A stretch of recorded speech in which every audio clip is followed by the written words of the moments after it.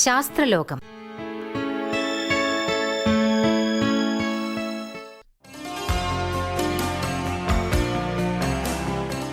ഇന്ന് ശാസ്ത്രലോകത്തിൽ artificial ഇന്റലിജൻസും deep ഫേക്കും.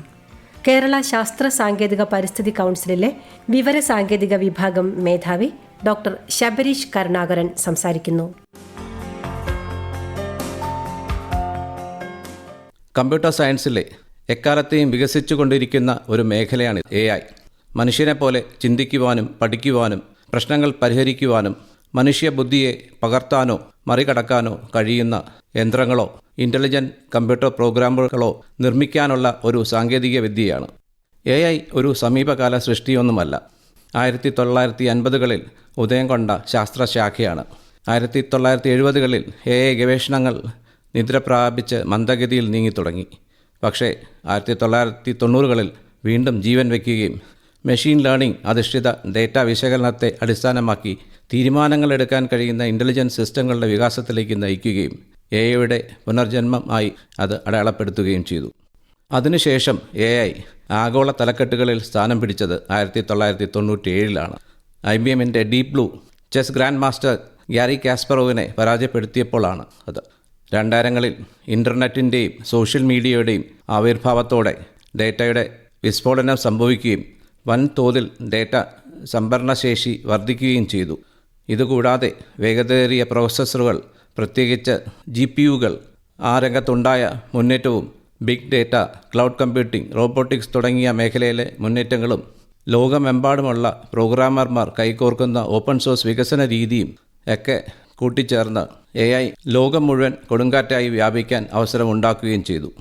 ഇന്ന് AIയുടെ സാന്നിധ്യം നമ്മൾ ഓരോരുത്തരുടെയും ജീവിതത്തിൽ അതിശക്തമായ സ്വാധീനം ചെലുത്തുന്നുണ്ട്. ചില സ്ഥലങ്ങളിൽ നമ്മൾ പോലും അറിയാതെ തന്നെ.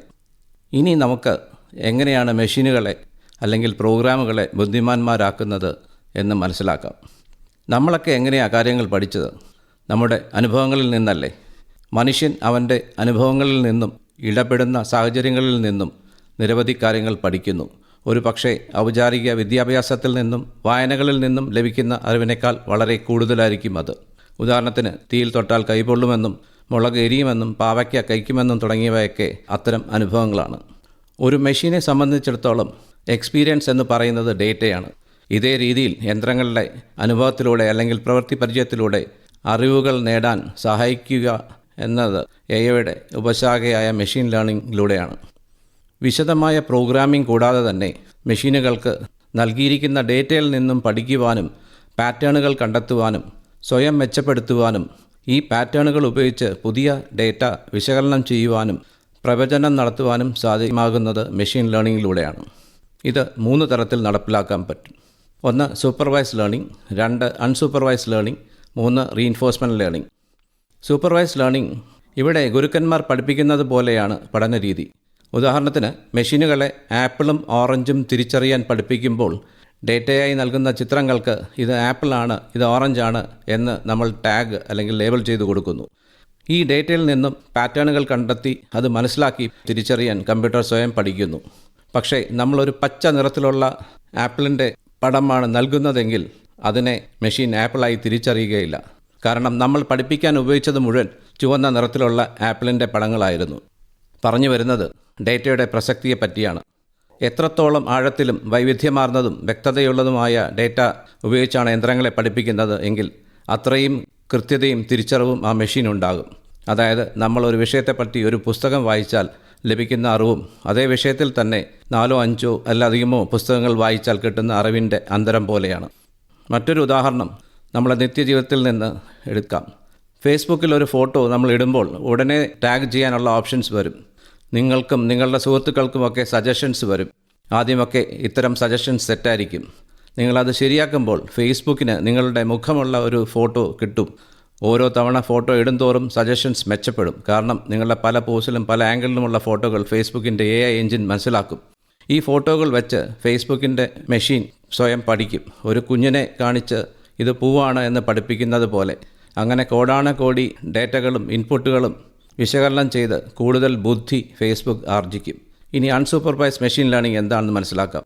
ചില മെഷീനുകൾ നമ്മൾ നൽകിയ അൺലേബിൾഡായ ഡേറ്റ സ്വയം വിശകലനം ചെയ്ത് അതിൽ നിന്ന് കോറിലേഷൻ വല്ലതുമുണ്ടോ എന്ന് മനസ്സിലാക്കി ഒരു പാറ്റേൺ ബിൽഡ് ചെയ്ത് ക്ലസ്റ്ററുകൾ ബിൽഡ് ചെയ്ത് സ്വയം പഠിക്കുകയും ഡേറ്റയിൽ നിന്നും അവയുടെ കൃത്യത സ്വയം മെച്ചപ്പെടുത്തുകയും ചെയ്യും.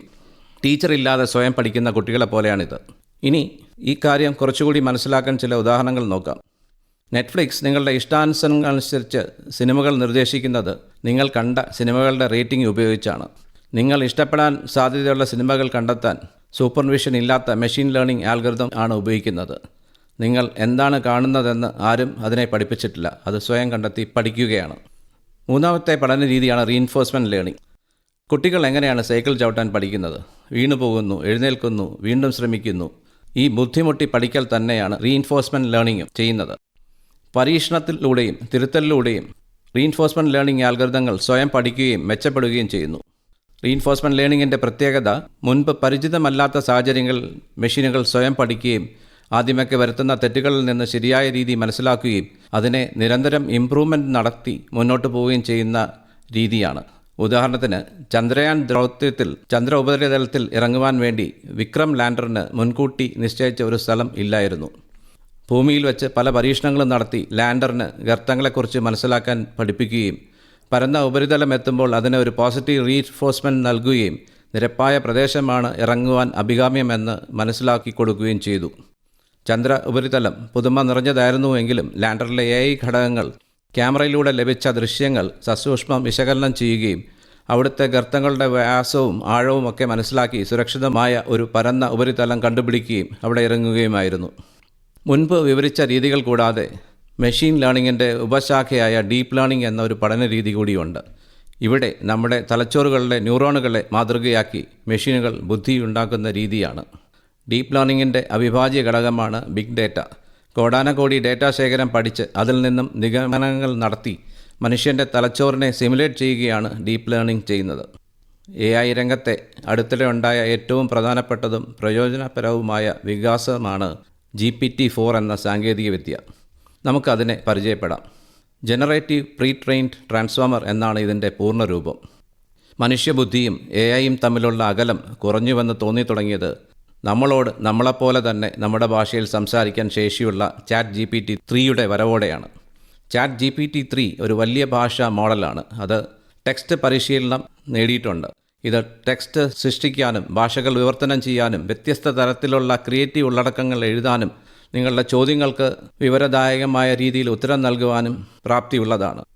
ഇത് ഉപയോഗിച്ച് പല കാര്യങ്ങളും ഓൺലൈനിലൂടെ ചെയ്യാൻ കഴിയും. ഒരു പടി കൂടി കടന്ന് ചിത്രങ്ങൾ മനസ്സിലാക്കാൻ വരെ കഴിവ് നേടിയ പുതിയ ChatGPT-4 സാധിച്ചു.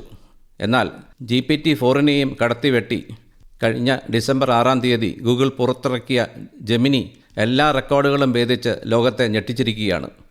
AI മോഡലുകളുടെ അറിവും പ്രോബ്ലം സോൾവിംഗ് കഴിവും പരിശോധിക്കുന്നതിന് ഉപയോഗിക്കുന്ന MMLU massive multi tasking language understanding സ്കോറിൽ മനുഷ്യവിദഗ്ധരെ വരെ മറികടന്നു എന്നത് ആശ്ചര്യത്തോടെയും എന്നാൽ അമ്പരപ്പോടെയും ആണ് ലോകം സ്വീകരിച്ചത്. മനുഷ്യനെപ്പോലെ ചിന്താശേഷിയുള്ള AI ആർട്ടിഫിഷ്യൽ ജനറൽ ഇൻ്റലിജൻസ് എന്ന സയൻസ് ഫിക്ഷനെ ഏറെക്കുറെ യാഥാർത്ഥ്യമാക്കി ജെമിനി.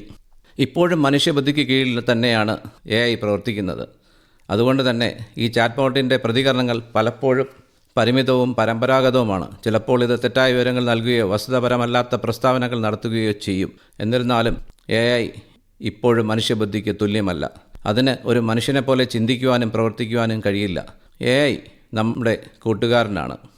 നമ്മുടെ ജീവിതം എളുപ്പമാക്കാനും പ്രശ്നങ്ങൾ പരിഹരിക്കാനുമൊക്കെ സഹായിക്കുന്ന ഒരു മിത്രം.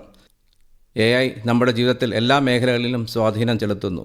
ഫോണിലെ വോയിസ് അസിസ്റ്റൻറ്റുകൾ മുതൽ ട്രാഫിക് ലൈറ്റുകൾ, ആരോഗ്യ പരിചരണം, കൃഷി, ദൈനംദിന ജീവിതത്തിൽ എന്നിവ AI ഉപയോഗിക്കുന്നു. AI ഉപയോഗിച്ച് ഡോക്ടർമാർ രോഗങ്ങൾ കൃത്യമായി നിർണ്ണയിക്കുകയും ചികിത്സ നിർദ്ദേശിക്കുകയും ചെയ്യുന്നു. ധനകാര്യ സ്ഥാപനങ്ങളിലെ തട്ടിപ്പ് കണ്ടെത്താനും ക്രെഡിറ്റ് റിസ്ക് വിലയിരുത്താനും സഹായിക്കുന്നു.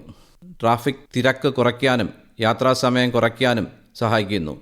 AI ജീവിതത്തിൻ്റെ എല്ലാ മേഖലകളിലും സ്വാധീനിക്കുന്നു. അത് നമ്മുടെ ജീവിതത്തിനെ എളുപ്പവും സുഖകരവും ആക്കുക മാത്രമല്ല, ലോകത്തെ വെല്ലുവിളികൾ പരിഹരിക്കുന്നതിൽ ഒരു പ്രധാന പങ്ക് വഹിക്കുന്നുണ്ട്. കാലാവസ്ഥാ വ്യതിയാനത്തെക്കുറിച്ച് കൃത്യമായ പ്രവചനങ്ങൾ നടത്താനും പുനരുപയോഗ ഊർജ്ജം വികസിപ്പിക്കാനും സഹായിക്കുന്നു. ദൈനംദിന ജീവിതത്തിൽ AI അധിഷ്ഠിത റോബോട്ട് വാക്യൂം ക്ലീനർ ഉപയോഗിച്ച് നമ്മളുടെ വീടുകൾ വൃത്തിയാക്കാൻ ഇന്ന് സാധിക്കുന്നു. AI നമ്മുടെ ജീവിതം എളുപ്പമാക്കുന്നു എന്നതിൽ സംശയമില്ല. എന്നാൽ AI ഉപയോഗത്തിലൂടെ ഉണ്ടാകുന്ന സാമൂഹിക അസമത്വം, ജോലി നഷ്ടം, സുരക്ഷാ അപകടസാധ്യതകൾ എന്നിവയെക്കുറിച്ചും നാം ശ്രദ്ധാലുക്കളാകേണ്ടതുണ്ട്. മാനവരാശി കണ്ടുപിടിച്ചതിൽ ഏറ്റവും മഹത്തായ കണ്ടുപിടുത്തങ്ങളിൽ ഒന്നാണ് AI. അതുപോലെ തന്നെ മാനവരാശി കണ്ടുപിടിച്ചതിൽ ഏറ്റവും അപകടകരമായ കണ്ടുപിടുത്തവും AI തന്നെ. ഇന്ന് നമുക്ക് ആവശ്യമുള്ള ചെറിയ ജോലികളാണ് AI ചെയ്യുന്നതെങ്കിൽ ഒരു 10 വർഷത്തിനുള്ളിൽ നാം ചെയ്യുന്ന വലിയ ജോലികൾ ചെയ്യുവാൻ AI പ്രാപ്തരാകും. സ്വാഭാവികമായും തൊഴിലില്ലായ്മ കുതിച്ചുരുകയും സമ്പന്നരും ദരിദ്രരും തമ്മിലുള്ള വിടവ് അതിഭയാനകമായി കൂടുകയും അതിവേഗം വികസിച്ചുകൊണ്ടിരിക്കുന്ന ലോകത്ത് തങ്ങളുടെ സ്ഥാനം കണ്ടെത്തുവാൻ വലിയൊരു ജനവിഭാഗം പാടുപെടുകയും സാമൂഹിക ഐക്യത്തിൻ്റെ അടിസ്ഥാനം തന്നെ പതിയെ അഴിഞ്ഞു വീഴാൻ തുടങ്ങുകയും ചെയ്യും. വ്യാജ വാർത്തകളുടെയും ഫേക്കുകളുടെയും ഒരു പുതിയ യുഗത്തിന് അത് കാരണമാകും. എന്ത് വിശ്വസിക്കണം, എന്ത് വിശ്വസിക്കേണ്ടത് എന്ന സംശയത്തിൻ്റെ ഭാരം മനുഷ്യരുടെ തലയിൽ വീഴും. അങ്ങനെ വർഷങ്ങൾ മുന്നോട്ട് പോകും തോറും AIയുടെ പവറും മുന്നോട്ട് പോകും. അങ്ങനെ ഒരു ഘട്ടത്തിൽ ഇവർ മനുഷ്യനേക്കാൾ മുമ്പിലെത്താം. ആ ഒരു സംഭവം മനുഷ്യൻ്റെ പ്രവർത്തനങ്ങൾക്ക് പ്രവചിക്കാനോ നിയന്ത്രിക്കാനോ പറ്റാത്ത അവസ്ഥയിലേക്ക് എത്തുകയും അത് മനുഷ്യന് നേരെ തിരിയുമോ എന്ന ആശങ്കയിലാണ് ഇന്ന് ലോകം. ഇത്തരം ഒരു നെഗറ്റീവായ ഉപയോഗം കൊണ്ട് ഇന്ന് എല്ലാവരും ബുദ്ധിമുട്ടുന്ന ഒരു കണ്ടുപിടുത്തമാണ് ഡീപ്പ് ഫേക്കുകൾ. എന്താണ് deep fake? AI, deep learning, generative adversarial network തുടങ്ങിയ അത്യാധുനിക ആർട്ടിഫിഷ്യൽ ഇൻ്റലിജൻസ് ടെക്നിക്കുകൾ ഉപയോഗിച്ച് വ്യക്തികൾ യഥാർത്ഥത്തിൽ ചെയ്യാത്ത കാര്യങ്ങൾ പറയുന്നതിൻ്റെയോ ചെയ്യുന്നതിൻ്റെയോ വീഡിയോകൾ, ഓഡിയോകളോ സൃഷ്ടിക്കുകയും അവർ ചെയ്യാത്ത കാര്യങ്ങൾ ചെയ്തതായി കാണിക്കുകയും ചെയ്യുന്ന ഒരു സാങ്കേതിക വിദ്യയാണ് ഡീപ്പ് ഫേക്കുകൾ. വ്യക്തികളെ പോർണോഗ്രാഫിക് ഉള്ളടക്കം സൃഷ്ടിച്ച് അപകീർത്തിപ്പെടുത്താനും പണമോ അധികാരം നേടാനും അത് ഉപയോഗിക്കാം. ഡീപ്പ് ഫേക്കുകളെ തിരിച്ചറിയുന്ന ലക്ഷണങ്ങൾ ഇതാ: വീഡിയോകളിലെ അസ്വാഭാവികമായ മുഖഭാവങ്ങൾ അല്ലെങ്കിൽ ശരീരഭാഷ നോക്കുക, അസ്വാഭാവികമായ ശബ്ദം, അസ്വാഭാവികമായ പശ്ചാത്തലം അല്ലെങ്കിൽ വസ്തുക്കൾ, അസ്വാഭാവികമായ പ്രവർത്തനങ്ങൾ. ഇവയെല്ലാം നിരീക്ഷിച്ചു കഴിഞ്ഞാൽ അതിൽ നിന്ന് ഡീപ്പ് ഫേക്ക് ആണോ എന്ന് മനസ്സിലാക്കാൻ കഴിയും. ഓൺലൈനിൽ ഡീപ്പ് ഫേക്കുകൾ തടയാൻ വ്യക്തികൾക്ക് എന്ത് ചെയ്യാൻ കഴിയും? സോഷ്യൽ മീഡിയയിൽ ശ്രദ്ധാലുക്കളായിരിക്കുക എന്നതാണ് ആദ്യത്തെ കാര്യം.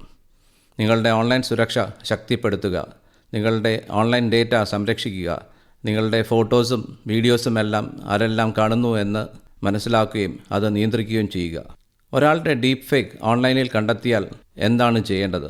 സോഷ്യൽ മീഡിയ പ്ലാറ്റ്ഫോമുകളിൽ ഇത് റിപ്പോർട്ട് ചെയ്യാനുള്ള സൗകര്യം ഒരുക്കിയിട്ടുണ്ട്. ഒരു റിപ്പോർട്ട് സഹിതം അവിടെ ഫയൽ ചെയ്യുകയാണെങ്കിൽ 36 മണിക്കൂറിനുള്ളിൽ നീക്കം ചെയ്യണമെന്ന നിയമമുണ്ട്. അതവർ നീക്കം ചെയ്യും. ഇതുകൂടാതെ നാഷണൽ സൈബർ ക്രൈം റിപ്പോർട്ടിംഗ് പോർട്ടലായ cybercrime.gov.in ഡീപ്പ് ഫേക്ക് സംഭവം ഓൺലൈനായി റിപ്പോർട്ട് ചെയ്യാനും സാധിക്കും. ഡീപ്പ് ഫേക്കുകളുടെ ഉപയോഗം നിയന്ത്രിക്കുന്നതിന് കേരള സർക്കാർ 2021 IT നിയമങ്ങൾ പുതുക്കി. ഈ നിയമങ്ങൾ പ്രകാരം പ്ലാറ്റ്ഫോമുകൾ 36 മണിക്കൂറിനുള്ളിൽ ഡീപ്പ് ഫേക്കുകൾ നീക്കം ചെയ്യണം. ഡീപ്പ് ഫേക്കുകൾ ഏതൊക്കെ നിയമത്തിന് കീഴിൽ വരും? ഡീപ്പ് ഫേക്കുകൾ അടിസ്ഥാനപരമായി വിവിധ നിയമമേഖലകളിൽ ഉൾപ്പെടുന്നു. സ്വകാര്യത, ബൗദ്ധിക സ്വത്തവകാശം, വിവരസാങ്കേതിക വിദ്യ, ക്രിമിനൽ നിയമം എന്നിവ ഉൾപ്പെടെ നിരവധി നിയമമേഖലകളിൽ ഇന്ത്യയിൽ ഡീപ്പ് ഫേക്കുകൾ വിധേയമാണ്. ഐഡൻറ്റിറ്റി മോഷണം സെക്ഷൻ 66C, ആൾമാറാട്ടം സെക്ഷൻ 66D, സ്വകാര്യതയിൽ കടന്നുകയറ്റം സെക്ഷൻ 66E, അശ്ലീല ഉള്ളടക്കം സെക്ഷൻ 67 and 67A എന്നിവ 2000 IT ആക്ടിലെ ഖണ്ഡികകളാണ്. കൂടാതെ അത്തരം വീഡിയോകളുടെ സ്വഭാവം കണക്കിലെടുക്കുമ്പോൾ ഡീപ്പ് ഫേക്കുകളുടെ പ്രധാന കാതൽ മാനനഷ്ടത്തിനെ ആശ്രയിച്ചിരിക്കുന്നു. ഇന്ത്യൻ പീനൽ കോഡിലെ IPC 500 പ്രകാരം അപകീർത്തി പ്രശ്നങ്ങൾ കൈകാര്യം ചെയ്യുന്നതിന് ഡീപ്പ് ഫേക്കുകളുടെ വ്യാജരേഖ ചമയ്ക്കുന്നതിന് IPC സെക്ഷൻ 468 പ്രകാരം ശിക്ഷാർഹമാണ്. ഡീപ്പ് ഫേക്കുകളുടെ സൃഷ്ടിയും പ്രചാരവും ഉൾപ്പെടുന്ന പകർപ്പവകാശ ലംഘനത്തിന് അതിൻ്റെ പരിധിയിൽ വരും. അനുവാദമില്ലാതെ ആരുടെയെങ്കിലും ചിത്രമോ പ്രകടനമോ സർഗാത്മക സൃഷ്ടിയോ ഡീപ്പ് ഫേക്കിൽ ഉൾപ്പെടുത്തുമ്പോൾ അത് പകർപ്പവകാശ നിയമത്തിൻ്റെ സെക്ഷൻ 14 പ്രകാരം നിയമലംഘനമായി കണക്കാക്കാം. AI എന്നത് നമ്മുടെ ഏറ്റവും വലിയ അസ്തിത്വ ഭീഷണി ആണോ അതോ നമ്മുടെ ജീവിത നിലവാരം പലതരത്തിലും മെച്ചപ്പെടുത്തുന്ന ഒരു സാങ്കേതിക അനുഗ്രഹമാണോ എന്ന് കാലം നമ്മെ കാണിക്കും. ആർട്ടിഫിഷ്യൽ ഇൻ്റലിജൻസും ഡീപ്പ് ഫേക്കും. കേരള ശാസ്ത്ര സാങ്കേതിക പരിസ്ഥിതി കൗൺസിലിലെ വിവരസാങ്കേതിക വിഭാഗം മേധാവി ഡോക്ടർ ശബരീഷ് കരുണാകരൻ സംസാരിക്കുകയായിരുന്നു ഇതുവരെ.